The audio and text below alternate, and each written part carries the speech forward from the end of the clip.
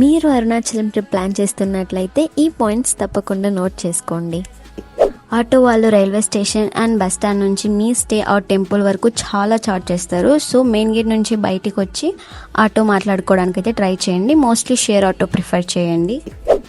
Next stay విషయానికి వస్తే మాత్రం మీరు గుడికి దగ్గర ఒక 100 మీటర్స్లోనే తీసుకోండి. నేనున్న స్టే అయితే పర్ డే వచ్చేసి 500 అండి.